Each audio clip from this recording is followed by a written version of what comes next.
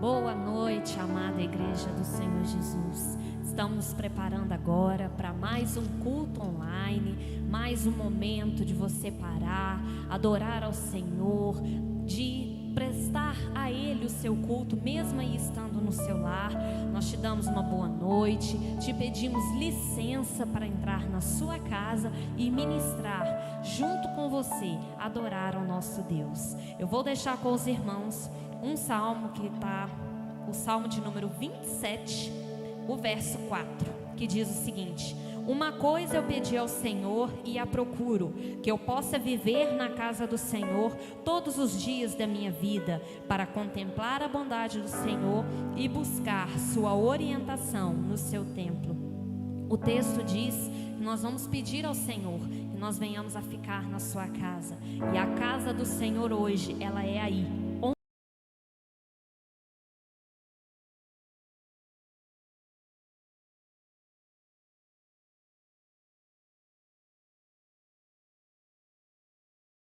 é templo e morada do Espírito Santo. Então, pare tudo agora, pare o que você estiver fazendo e dedique esse tempo, essa uma hora e meia, para adorar a esse Deus que deu a vida dele para que você tivesse vida. Ele se entregou por amor.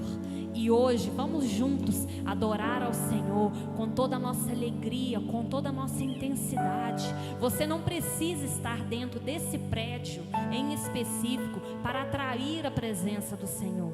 O Senhor está olhando por você nesse momento. Ele está aí com você, esperando que você preste a Ele um culto que seja agradável a Ele, porque aí é você e Ele. Nós estamos aqui, vamos conduzir esse momento, mas é um momento seu e do Senhor.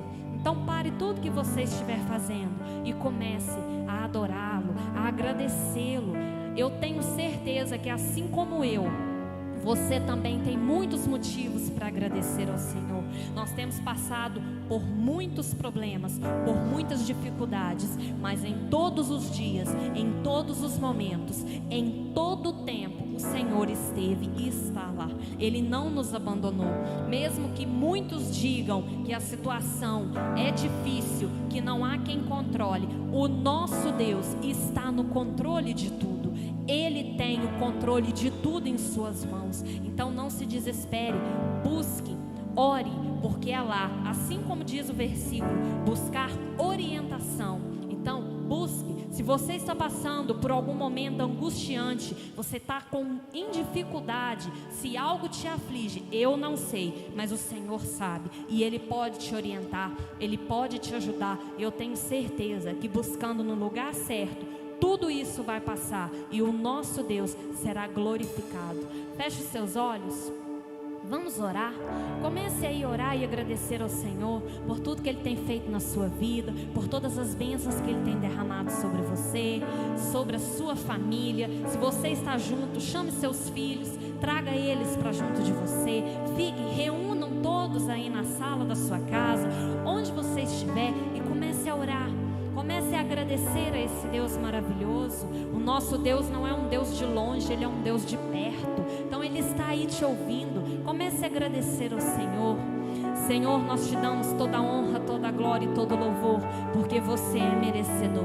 O Senhor é o nosso Deus, o nosso Pai. O Senhor é aquele que nunca nos abandona, que sempre está presente. Senhor, tudo que vamos fazer aqui, todos, ó Deus, que estão nesse momento orando, buscando em Ti, Senhor, nós estamos fazendo tudo isso para a honra e glória do Teu nome, para que o Teu nome seja proclamado, Senhor, porque o prédio está fechado, mas em cada casa há uma igreja do Senhor nessa noite.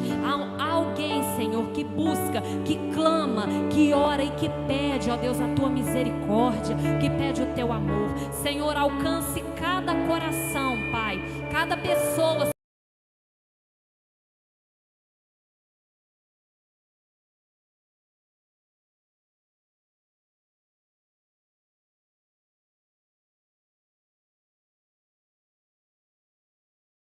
porque porque, ó Deus, que eles vejam, Senhor, que eles não estão sozinhos, que nós estamos contigo, que o Senhor é presente, Pai. Mesmo que as circunstâncias digam não, nós sabemos que o Senhor é um Deus presente, é um Deus fiel, é um Deus que está conosco.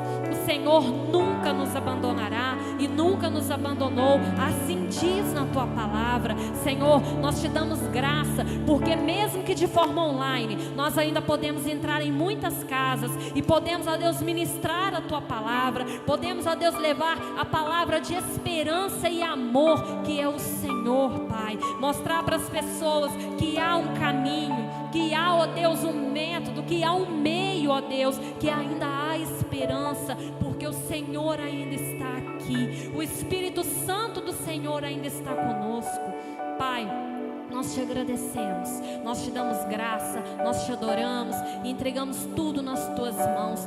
Toma, ó Deus, as nossas vidas, Pai. Ó Deus, cada um que está aqui nesse templo hoje, cada ministro, ó Deus, do teu louvor, que o Senhor toque nesses jovens, que o Senhor use cada um deles de forma poderosa.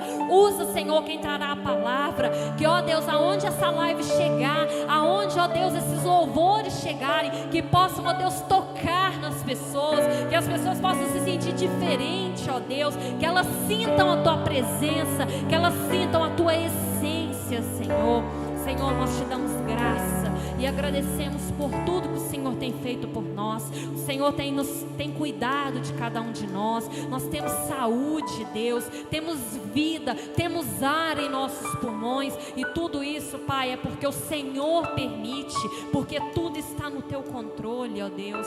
Nós agradecemos tudo que o Senhor tem feito por nós. Eu peço a Ti, Jesus, que o Senhor esteja abençoando poderosamente a vida de cada irmão que está aqui hoje, desde a mídia, Senhor, até a palavra, o louvor, cada irmão envolvido, Pai. Que o Senhor esteja abençoando, guardando, ó Deus, cada um. Nós agradecemos a Ti por tudo, é a oração que fazemos a Ti em até que vejamos uma melhora aí na nossa cidade, amém? Que Deus abençoe. Vamos à palavra dessa noite. Durante todo esse mês nós estamos compartilhando esperança, e estamos chamando o mês da esperança. E tanto na quarta como no domingo, né, nos nossos cultos oficiais, como também no programa do rádio, nós estamos compartilhando esperança. E querido, esse é um lema do Evangelho, isso é uma bandeira do Evangelho, que anuncia Jesus Cristo como a única esperança, a única esperança. E hoje o tema da nossa mensagem é esperança em meio aos traumas da vida. Será que é possível ter esperança para alguém que foi tão marcado, para alguém que teve tantas experiências negativas, para alguém que foi tão perseguido, quem sabe injustiçado por tantas coisas? Será que existe esperança? Eu queria iniciar essa palavra com essa pergunta. E a verdade é que há esperança, mesmo para aquela árvore que foi cortada. A palavra de Deus nos ensina isso. A esperança, e mesmo que aquela planta ela tenha secado suas raízes, a Bíblia diz que ao cheiro das águas ela torna a ter vida, ela brota novamente. E querido, o tema dessa mensagem é esse: esperança em meio aos traumas. Sabe, a Bíblia é repleta de histórias de superação. A Bíblia é repleta de personagens que viveram grandes, terríveis injustiças, pessoas que foram vítimas de muitas coisas, alvos de muitos infortúnios, pessoas que tinham tudo para desistir das suas vidas. Alguns desistiram, mas outros não desistiram. Nós poderíamos falar do servo líder, grande líder Moisés. Moisés que foi jogado no rio pela sua mãe. Sabe, você conhece bem a história. Ele cresceu no meio de um povo que não era o seu povo. Ele viu o seu povo verdadeiro sendo escravizado, sendo oprimido. E ele poderia simplesmente se confortar com aquela situação, se contentar com aquela situação e dizer: olha, eu fui resgatado dessa opressão. Mesmo sendo hebreu, eu vivo com os egípcios. Então ele podia não dar a mínima para aquilo. Ele podia seguir a vida dele, seguir o fluxo, herdar ali bônus, desfrutar da riqueza da sua família. Poderíamos usar o exemplo de Moisés. Poderíamos também usar o exemplo de Davi, o grande rei, adorador, guerreiro. Querido, você já parou para pensar que no dia mais importante da vida de Davi, ele não foi convidado? No dia que Samuel, obedecendo uma ordem de Deus, vai até a casa do seu pai, Davi não estava para a cerimônia. Davi não foi convidado. A Bíblia diz que todos seus irmãos se aprontaram. O seu pai preparou tudo para receber o profeta. Daquela casa sairia o novo rei. E a Bíblia diz que Davi estava lá no campo, estava lá servindo. Ele não foi convidado. Somente depois que esgotaram as possibilidades é que então ele foi chamado. O profeta, convicto de que a palavra de Deus se cumpriria e que da casa de Jessé sairia o novo rei, ele não desiste, ele faz uma pergunta: não tem mais ninguém? E aí o seu pai, ele responde: tem o mais moço. Algumas versões traz: tem o caçula, tem o menor. O fato é que a palavra ali, ela vem acompanhada de uma palavra que é como se fosse um desprezo. Tem mais um lá, um menor, pequeno. Ou seja, alguém sem importância. Você quer trauma maior que esse? E a Bíblia diz que o profeta Samuel fala: nós não vamos arredar o pé enquanto ele não chegar aqui. Quando ele chega, Deus mostra e fala: esse é o novo rei. E Davi então é ungido novo rei. Poderíamos usar a história de Davi e tantos outros personagens. Mefibosete, né? Ali ainda criança, depois de perder o seu pai e seu avô na guerra, uma criança é deixado cair ao chão e fica aleijado. E querido, uma pessoa aleijada naquela época era vista como uma aberração. Você estuda a Bíblia e vê os leprosos, vê os doentes, como que eles ficavam à beira do caminho, porque as pessoas eram rejeitadas, ninguém queria eles. Mefibosete passou por isso. Mas a Bíblia diz que, a Bíblia nos mostra que o resultado final da sua vida, ele foi exaltado. Sabe, mas hoje eu quero usar um texto clássico da Bíblia, que é o exemplo de quem? De um jovem filho de Jacó, chamado José, conhecido como o José do Egito. Você já ouviu essa mensagem? Muitas vezes, quando queremos falar de sonhos, falamos do grande sonhador José. Quando queremos falar de cura interior, falamos daquele jovem marcado que era José. Quando queremos falar de inveja, falamos dos irmãos de José. Quando queremos falar de uma dupla honra, de alguém que estava ali vivendo na sarjeta, e depois Deus o exaltou e colocou num lugar de destaque, usamos José. Mas você já parou para perceber, querido, que José, ele teve muitas marcas na sua vida? Você já parou para perceber que José, ele tinha tudo para entrar num ambiente, num sentimento de vítima e dizer assim: olha, nada vai acontecer na minha vida, porque os meus irmãos me venderam como escravo. Eu estou aqui agora, preso, acusado injustamente. Ele tinha tudo para parar, irmão. E o resultado é que ele não parou. Mas todo esse processo, Deus não só o curou, como também promoveu cura aos seus irmãos. E é sobre isso que eu quero rapidamente falar nessa noite. Eu quero que você abra sua Bíblia lá no livro de Gênesis. É o primeiro livro aí, capítulo número 45. A história de José vai do 37 até aqui, 48, 49. Nós percebemos ainda sobre toda a história desse homem. Mas eu quero ler só alguns versículos. Gênesis 45, versículo de número 2, diz assim: e levantou a voz em choro, de maneira que os egípcios o ouviram, e também a casa de Faraó. E disse aos seus irmãos: eu sou José, meu pai ainda está vivo? E seus irmãos não lhe puderam responder, de tão assustados que ficaram diante dele. E José disse aos seus irmãos: agora cheguem perto de mim. E eles então chegaram. E ele disse: eu sou José, o irmão de vocês, que vocês venderam para o Egito.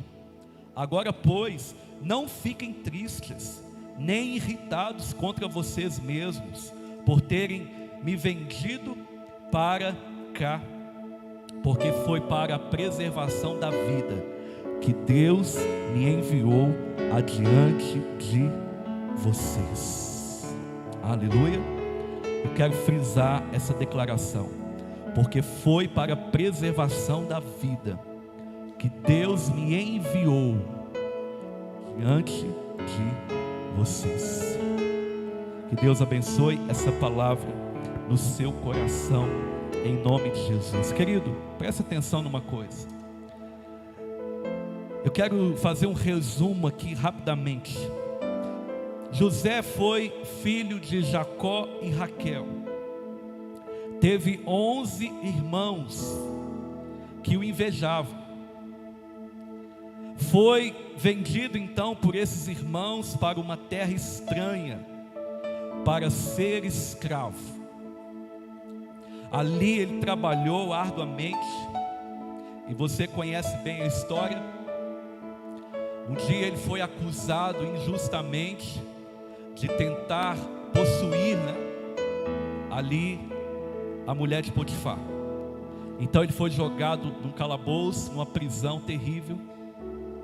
E aquilo que parecia ter se findado, ali Deus não começou a sua história, porque a nossa história não começa quando nós percebemos a intervenção de Deus. Uau! A nossa história começou quando Ele escreveu no seu livro sobre nós. A nossa história começou quando Deus nos criou. A sua história não começou, querido, quando você percebeu a intervenção de Deus na sua vida. Porque há muitos momentos na nossa vida que Deus está intervindo, Deus está trabalhando, Deus está nos livrando, nos protegendo e nos encaminhando para o seu propósito, e nós não percebemos. Somos como aqueles discípulos no caminho de Emaús, que estão tão frustrados, estão tão decepcionados, porque a sua esperança morreu numa cruz, que eles são impedidos, são incapazes, os seus olhos têm escamas que os impedem de contemplar a presença de um Deus vivo, ressurreto entre eles. Então eu quero dizer para você, o primeiro tópico dessa palavra nessa noite: a sua história não começou quando você achou que começou. A sua história começou quando Deus criou a sua vida. E assim como Ele disse para Jeremias: eu te escolhi, Ele também está dizendo para você. Sabe, querido, José então, ele era temente a Deus, e Deus o fez sábio para governar e livrar a sua família e uma nação inteira da morte pela fome que ameaçava e que eles viviam. Esse é um resumo resumido da história de José. Mas eu queria destacar 3 coisas nessa noite, para que você entenda que há sim esperança em meio aos traumas, em meio às experiências negativas, em meio àquilo que por muitas vezes tem se tornado um peso, um atraso, aquilo que não nos deixa avançar e viver o que Deus tem para as nossas vidas. A primeira coisa que eu vejo é que o grande problema, o grande entrave, aquilo que nos impede de avançar, não são os traumas, não são as experiências, não são as injustiças,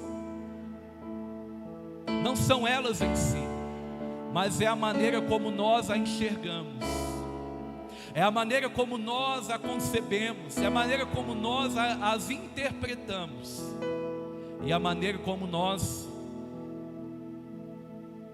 respondemos a elas. Sabe, eu quero que você entenda isso. Talvez você tenha vivido, e Deus já está falando com você por meio dessa palavra, você tem vivido áreas da sua vida que não conseguem romper, até mesmo a sua vida com Deus, aquilo que nós chamamos de vida espiritual, ela não rompe. Você é como aquele atleta que se esforça, mas não chega. Você é como aquele carro, você tem sido, como aquele carro que derrapa num solo sem aderência, num cascalho, num barro, mesmo que você esteja acelerando até o fundo. Situações da sua vida não vão à frente, você não consegue romper e sempre está preso a algo do passado que já deveria ter sido concluído, que Deus quer tomar para Ele, que o Senhor Jesus venceu na cruz, mas querido, você insiste em carregar. Você precisa então entender que o que nos trava não são os problemas, os traumas ou as injustiças, mas é a maneira como nós as vemos. Sabe, José tinha tudo para desistir na primeira, quando seus irmãos zombavam dele, quando seus irmãos, movidos por inveja, zombavam dele, riam da cara dele, dizendo: olha o sonhador. José tinha tudo para desistir quando ele teve um sonho de Deus, uma revelação do alto. E quando ele veio contar para a sua família, querida, a família é a coisa mais importante que nós temos aqui nessa terra. É na família que nós celebramos vitórias, é na família que nós enfrentamos problemas, perdas, luto. A nossa família, ela às vezes é um porto seguro para nós.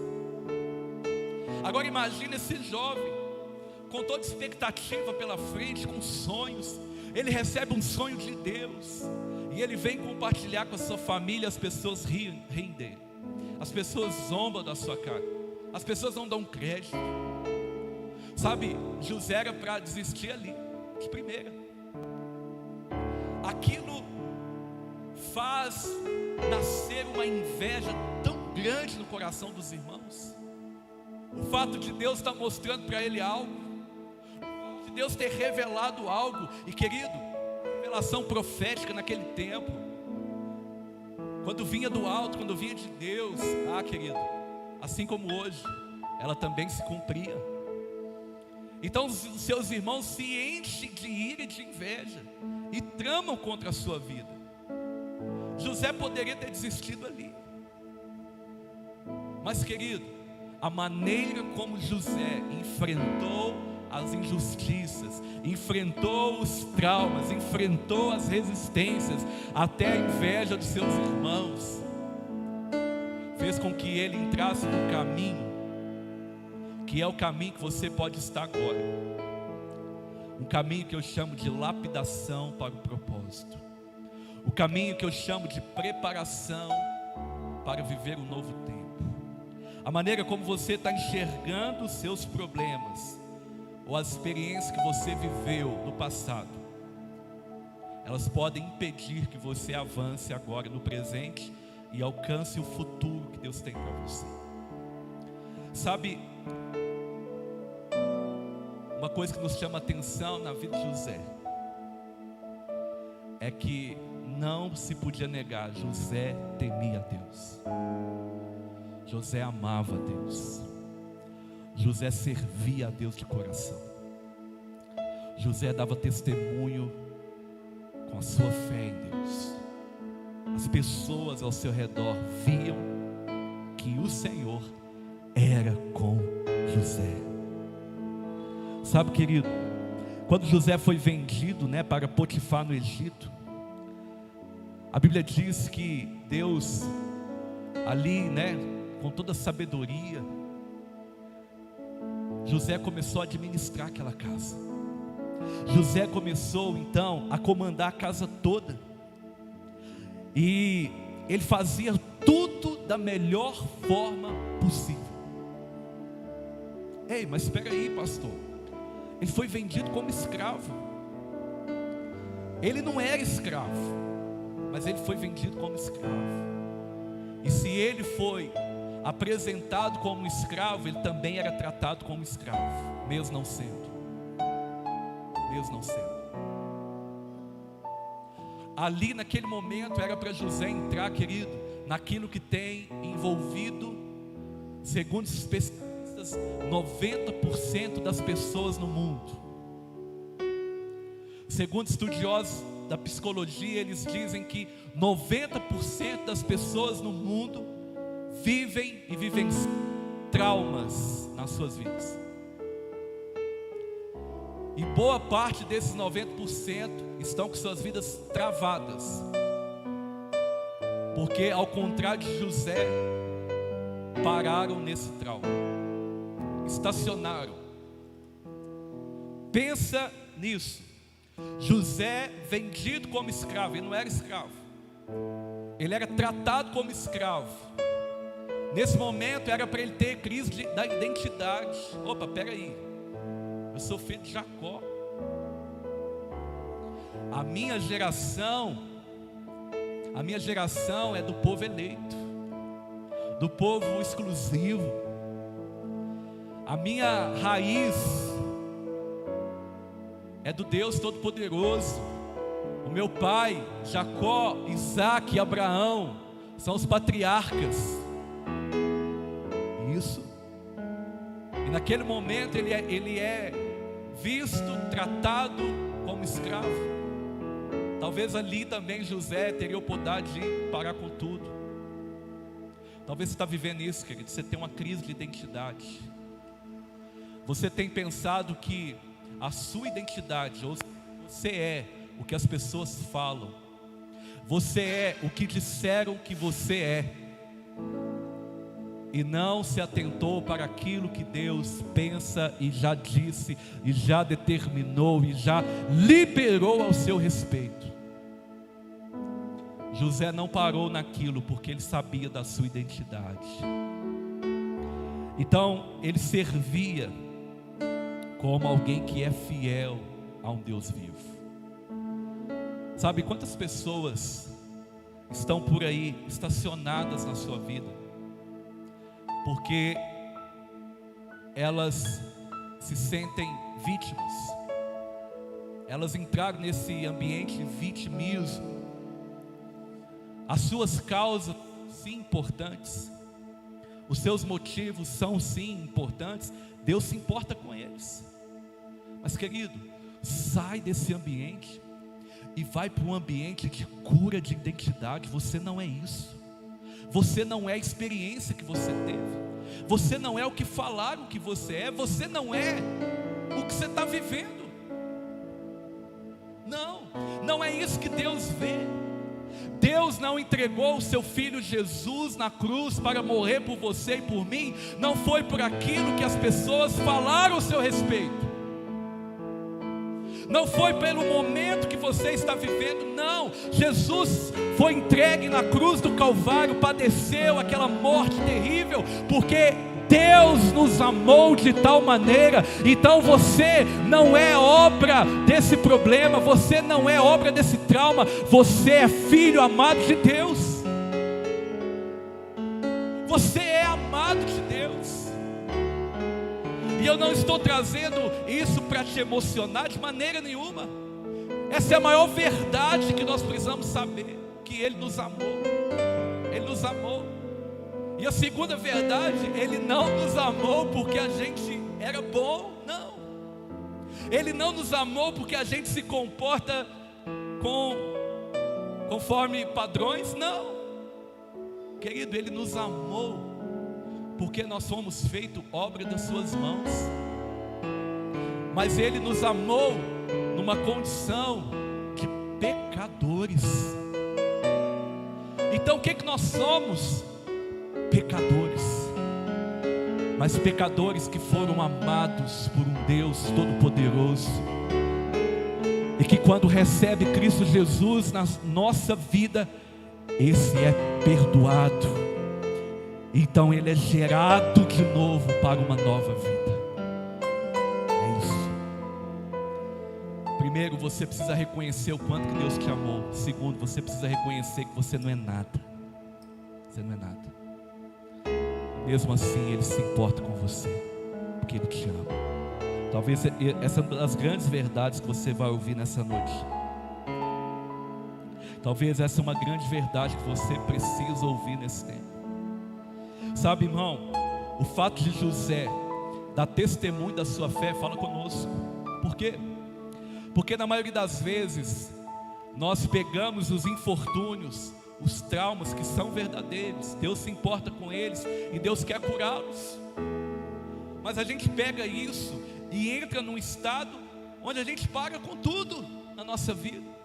A gente para de servir, a gente para de trabalhar, a gente para com tudo. Eu não estou na empresa que eu queria. Eu fui injustiçado lá no meu trabalho, promoveram outro antes de mim e era a minha vez. Na minha igreja ninguém me dá oportunidade. Querido, isso são lamentações, isso é a lamúria de quem está ferido e não quer ser curado. José está aqui, injustiçado, traído pelos seus irmãos, numa condição de escravo. E o que ele faz? Ele serve. Ele serve. Talvez a sua vida vai começar a mudar, ou melhor, a maneira como você está enxergando seus problemas, a maneira como você está enxergando seus traumas, vai começar a mudar quando você começar a servir. Quando você começar a servir, a Bíblia nos diz que nós devemos servir aos nossos senhores como nosso Senhor. Talvez aquela promoção no seu trabalho, ela vai vir quando você começar a trabalhar direito, quando você começar a ser o primeiro a chegar e o último a sair, quando você começar a cumprir melhor os seus deveres antes de querer seus direitos. Nós estamos numa geração que antes dela servir, já quer saber os seus direitos. Irmão, direito é direito, mas nós não nos preocupamos com os deveres, e às vezes a gente está assim com Deus. A gente chega, ora para Deus e fala: Deus, o Senhor prometeu, Deus, está escrito, e de fato está. Deus, o Senhor disse, e está mesmo. A gente quer a gente acha que tem direito para com Deus. Quero dizer para você, você não tem direito a nada. Tudo que vier na sua vida, até mesmo a salvação, é graça. E o que é a graça? Favor não merecido. O que nós pecadores merecemos? Irmão, nós merecemos o castigo. Mas existe algo que no coração de Deus, na essência de Deus, que se chama misericórdia. O que é misericórdia? É o castigo que eu mereço, mas Ele não me dá. Então você começa a perceber de outra forma os traumas que estão aí acumulados na sua vida, quando você começa a servir. servir. Jesus, ele disse assim: olha, quem quiser ser o primeiro, sabe, ser o primeiro não é ocupar um lugar de destaque, não. Ser o primeiro não é passar na frente de todo mundo, não, porque às vezes isso é vaidade ou até egoísmo. Ser o primeiro, querido, é receber uma honra que nós não merecemos. Jesus falou assim: quem quiser ser o primeiro tem que servir a todos. Sabe por quê? Porque também está escrito que devemos dar honra a quem honra. Você quer começar a ver diferente as situações da sua vida, as experiências que você viveu? Se humilha e vai servir. Se humilha e vai orar pelos seus inimigos. Se humilha e vai apresentar no trono da graça do Senhor em oração aqueles que injustiçaram você. Faz isso. A segunda coisa é que, além de as pessoas verem que o Senhor era com José, José dá testemunho da sua grande fé e da sua obediência a Deus. Agora com José, José reconheceu a mão de Deus em sua vida. Sabe, querido, eu li aqui já o desfecho da história, quando José se apresenta aos seus irmãos, não mais numa condição de escravo, mas agora ele era governador do Egito. Depois de Faraó, ali era o lugar de maior destaque dentro daquele governo, pois foi lá que Deus colocou José. A mão de Deus estava com José. Por quê? Porque José, ele estava com Deus. A maioria das perguntas, ou a maior pergunta que a gente faz quando nós nos sentimos injustiçados é: aonde Deus está? Aonde Deus estava quando alguém abusou de mim? Onde Deus estava quando alguém me injustiçou? Onde Deus estava quando alguém marcou a minha vida?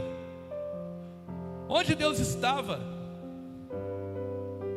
Eu sei que algumas situações, irmãos, não dependem de nós, não depende de nós. E certamente quem causou algum mal na sua vida, sem nenhum sentimento de vingança no nosso coração, porque isso pertence ao Senhor, certamente essa pessoa vai ter que se acertar com Deus.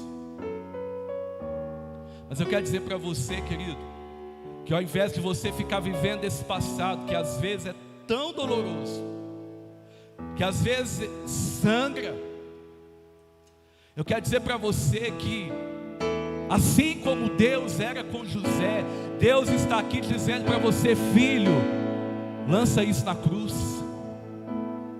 Eu cancelo isso na cruz, eu apago isso na cruz. Eu cancelo os efeitos, eu cancelo os traumas, os sentimentos. Lança isso na cruz. Ou seja, creia no meu propósito, querido. Entregar a vida para Jesus é crer no propósito de Deus. Jesus é a expressão do amor de Deus. E Jesus é a expressão não só do quanto Deus nos ama, mas o quanto Ele quer que a gente esteja de volta com Ele. Por isso que Ele deu a sua vida em resgate da nossa vida. A mão de Deus era com José, e Deus está aqui em misericórdia dizendo: eu quero tomar essa dor para mim. Ele está dizendo para você. Talvez o trauma é algo que dói muito, talvez é algo que sangra, mas, querido, há esperança, e a esperança para tudo isso é Jesus. Jesus. A última coisa que concluí nessa noite é que José, depois de tudo isso, José, ele perdoou. A Bíblia diz, ela nos mostra em vários momentos José sendo dominado por aquele trauma. Quando ele vê os seus irmãos, ele corre, ele se esconde para chorar. Irmão, quem é que se esconde para chorar? É quem não quer assumir suas dores. Quem é que chora pelos cantos? É aquele que não quer assumir as suas dores. É aquele que não quer revelar que está doendo. E muitas das vezes esses traumas podem bloquear a nossa vida tanto, e pode criar um outro sentimento, que é um sentimento de ira, de vingança e também de orgulho.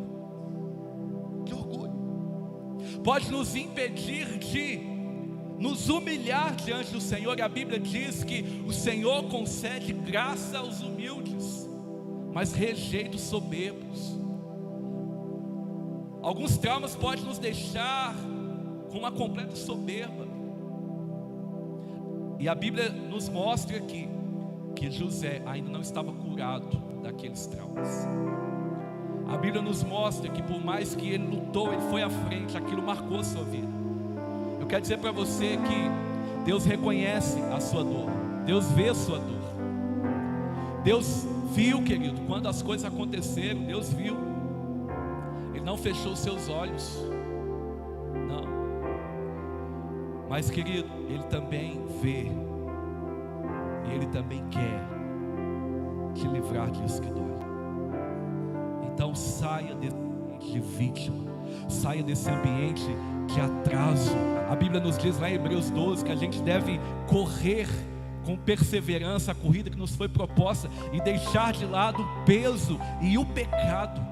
Existem coisas que não são pecados, mas que estão nos atrasando. Agora existe algo que é pecado e que também está nos atrasando, é a falta de perdão. A Bíblia também diz lá em Hebreus que nós não podemos deixar com que raízes de amargura dominem a nossa vida. José, ainda que foi doloroso para ele chorou muito, derramou lágrimas, fugiu, se escondeu, evitou o confronto, até quis de uma certa forma se vingar dos seus irmãos. Mas, querido, o temor de Deus na sua vida falou mais alto. E deixa eu falar uma coisa para você: o temor de Deus na sua vida precisa falar mais alto. Nenhuma injustiça que nós sofremos nessa terra, ou poderemos sofrer, ou vamos sofrer, não se compara ao que Jesus sofreu na cruz. Quando você tem revelação, entendimento do que é que aconteceu na cruz, Jesus não tinha pecado, Jesus não era um delinquente, Jesus não era um ladrão daquela época para ser crucificado, Jesus não teve nenhum tipo de erro, mas ele foi parar no madeiro. A Bíblia diz que ele se fez maldito, porque maldito é todo aquele que é pendurado no madeiro, e se fez maldição por nós. Quando nós temos essa revelação e entendemos o que isso aconteceu, quando dói, então, meu irmão, nós somos capazes de liberar isso da nossa vida, esses traumas, essas raízes de amargura, porque então nós passamos a entender o tão grande amor de Deus. Ah, querido, e quando nós entendemos o tão grande amor de Deus, o resultado é que não temos mais dificuldade em perdoar. Eu quero dizer uma coisa para você, isso é forte, mas é a verdade. Se você ainda tem dificuldade de perdoar alguém na sua vida, alguma injustiça, pode ser que você ainda não entendeu o amor de Deus. Porque quando você entender esse amor de Deus e receber no seu coração, esse amor será tão intenso em você que ele vai soprar na sua vida. E ele soprando, você é capaz de perdoar quem te ofendeu. José amava a Deus, mas José também sabia que Deus o amava. Isso não quer dizer que ele não sofreu com todas as injustiças com a sua vida, não. Mas a Bíblia diz para nós que ele perdoou a sua família e ele a recebeu de volta. Ele a recebeu de volta. Eu quero nessa noite ministrar o teu coração. Eu quero nessa noite convidar você. Talvez você está na sua casa, talvez você está aí agora e você está sendo impactado por essa palavra.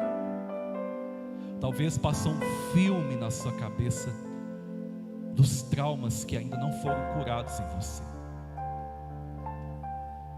Quero dizer para você, querido, que a esperança e a resposta, a cura para tudo isso é Jesus. Jesus. Quando nós nascemos de novo em Cristo Jesus, é uma vida nova, um passado apagado. Passado apagado. Eu demorei muito para entender isso na minha vida. Demorei muito. Os traumas, coisas da minha infância, adolescência que eu vivi, eles me impediram de caminhar durante muito tempo. Mas quando eu entendi de fato o amor de Deus, dizendo: Senhor, eu não mereço isso. Eu não mereço tamanho amor. Quando eu entendi que o que a Bíblia diz em João 3,16, a tal maneira dele amar, sabe, querido, esse amor inundou meu coração. E eu me livrei de todos os traumas. Lá no mar do esquecimento, eles estão afogados. E então uma vida nova floresceu. É isso que Ele tem para você. A esperança para você. Você está ferido? Deus reconhece a sua dor, mas Ele é maior que a sua dor. Você está machucado? Deus está vendo, mas Ele é maior. Assim como Jesus viu o sofrimento e a dor daquela viúva lá em Naim, que estava a enterrar seu filho, Ele parou e se compadeceu, e Ele tocou naquele caixão e Ele disse: jovem, se levante. Ele está tocando agora em você e dizendo: ei, adolescente, jovem, mulher, homem, adulto, ei, você aí nessa câmera, levante, se levante. Jesus é o único que pode nos curar. Jesus é o único que pode nos dar uma nova vida, escrever uma nova história para a nossa vida. Então saia desse lugar, saia desse lugar, saia desse lugar aonde você está travado, aonde você está impedido por causa dos traumas. Saia. Ele tem um lugar de vida e esperança para você, em nome de Jesus. Aleluia. Quero encerrar lendo para você o Salmo de número 126. Diz assim: quando o Senhor restaurou a sorte de Sião, ficamos como quem sonha. Então a nossa boca se encheu de riso e a nossa língua de júbilo. Então entre as nações se dizia: grandes coisas o Senhor tem feito por eles. E de fato, grandes coisas o Senhor fez por nós, por isso estamos alegres. Restaura, Senhor, a nossa sorte como as torrentes do Negueb. Os que com lágrimas semeiam, com júbilo ceifarão. Quem sai andando e chorando enquanto semeia, voltará com júbilo, trazendo seus feixes. Querido, deixa eu te falar uma coisa. Talvez você tenha parado de semear por causa das injustiças, traumas. Você não ora mais, você não busca mais a Deus, você não serve mais, porque você acha que você está vivendo em terra infrutífera. Eu quero desafiar você, mesmo com lágrimas, você voltar a semear, você voltar a buscar, você voltar a servir, você voltar a buscar e adorar o Senhor. Sabe, as suas lágrimas podem ser até mesmo a água que rega a terra, mas o Senhor é quem faz brotar essa semente. E que você nessa noite seja poderosamente abençoado pelo Senhor, e que essa palavra, ela não só cause uma transformação na sua vida, mas como também ela te leve a compartilhar sobre isso, sobre o poder e a esperança que há em Jesus Cristo, mesmo em meio aos traumas que às vezes dói, mas o Senhor é fiel para curar e para nos livrar de toda e qualquer injustiça. O seu sangue nos purificou de todo o pecado. Feche os seus olhos, quero orar pela última vez. Pai, obrigado por esse culto maravilhoso, e que a graça do nosso Senhor e Salvador Jesus Cristo, com o amor de Deus, nosso bom Pai, e a comunhão e a consolação do Teu Espírito esteja sobre todos nós, não só hoje, mas para todos sempre. E você diz amém. Querido, muito obrigado pela sua presença conosco. Eu peço você para curtir, compartilhar esse vídeo na sua rede social. É rápido, compartilha aí. Vamos juntos anunciar Cristo como a única esperança. Está passando o seu vídeo também, o nosso contato. Se você quer falar conosco, ligue para nós. Nós queremos ministrar, amar a sua vida, orar por você, porque missão e vida, nosso compromisso, ganhar vidas e cuidar bem delas. Um abraço, um beijo no seu coração e até a próxima, em nome de Jesus. Tchau!